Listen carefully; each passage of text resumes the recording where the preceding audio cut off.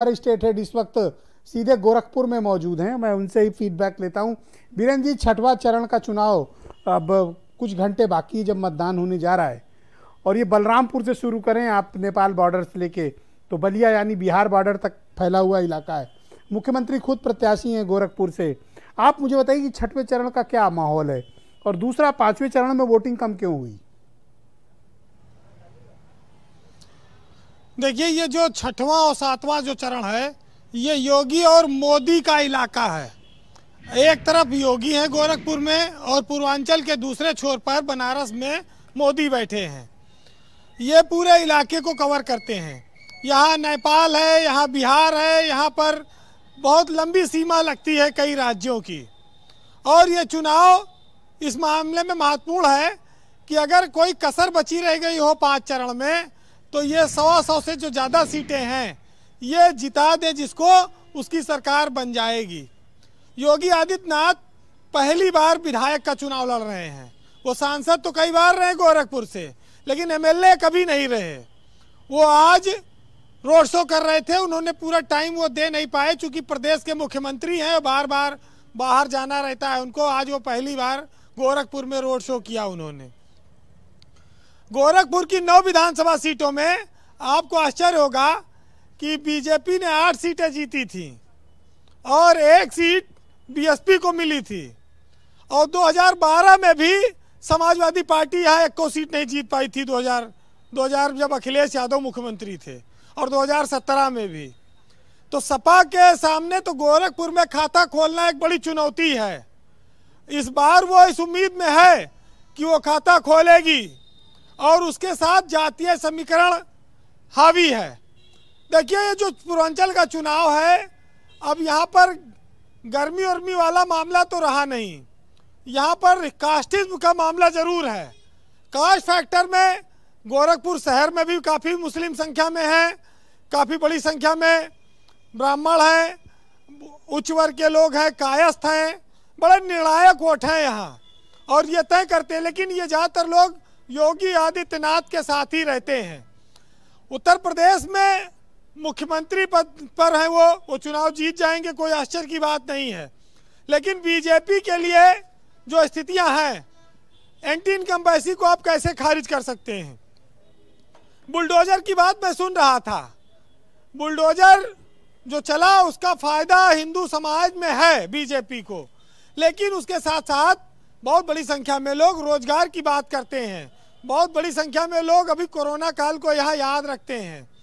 बहुत जो नौजवान हैं, आप उनको किसी जाति से नहीं जोड़ सकते, वो खास तौर से बोलते हैं इन मुद्दों पर।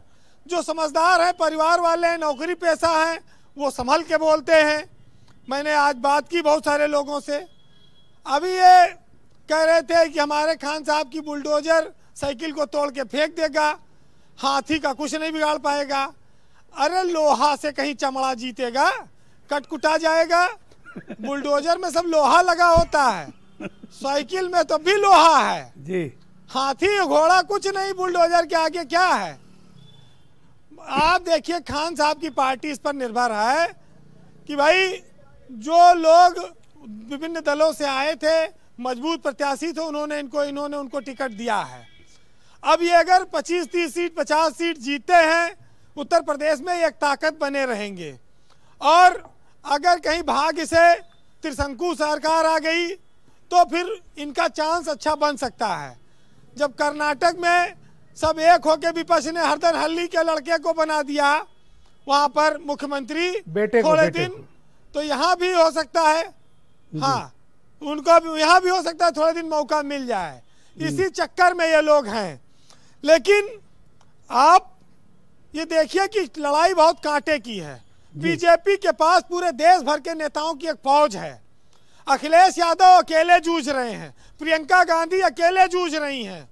प्रियंका गांधी जानती हैं कि उनकी पार्टी चमत्कार नहीं करेगी, लेकिन वो एक बहुत बड़ा आधार लेके चल रही हैं कि उन्होंने 403 विधानसभा सीटों पर अपना प्रत्याशी लड़ाकर 20,000, 30,000, 10,000 जितना वोट हासिल कर सकती हैं वो करेंगी। वो एक बेस तैयार कर रही हैं। भीड़ को खींचने में प्रियंका कामयाब हो रही हैं। विपक्ष में या तो फिर अखिलेश यादव की रैलियों में जबरदस्त भीड़ देखिए है, एक चीज या कही फिर गई प्रियंका है, गांधी में। देखिए प्रियंका गांधी जो एक टारगेट लेके चल रही हैं, उसमें कहा जाता है कि जिंदगी उसी के साथ खेलती है जो खिलाड़ी बेहतरीन होता है, और दर्द सबके एक से होते हैं मगर हौसले सबके अलग अलग हैं। कोई हताशा में बिखर जाता है और कोई संघर्ष करके निखर जाता है। तो ये जो चुनाव है कांग्रेस के लिए कुछ इसी तरह का चुनाव है। आज उत्तर प्रदेश की जनता इस बात को देखे कि वो अंधी होकर मतदान न करे, वो आंख खोलकर मतदान करे और अपने भविष्य के लिए एक ईमानदार और एक अच्छा नेता, ऐसी सरकार चुने जो उसका कल्याण कर सके। ये जनता खुद तय करें, वो राशन पानी पे वोट देगी, नमक तेल पे देगी कि कहाँ देगी, जिस पे बीजेपी को थोड़ा संभावना है कि हो सके तो कुछ टूट आवे इतना माल खिलाने के बाद। क्योंकि एक विधायक ने कहा कि हमारा सब खा लिया, वोट भी नहीं दोगे, हमारा नमस्ते भी ठीक से नहीं ले रहे हो।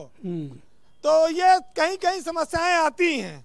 जी वीरेंद्र जी, लेकिन एक चीज जान लीजिए ब्रजेश जी कि सुरेंद्र राजपूत तो बहुत अच्छी तरह जानते हैं कि चाहे मोहब्बत हो और चाहे सियासत, यहाँ जीतता वही है जो फरेबी होता है।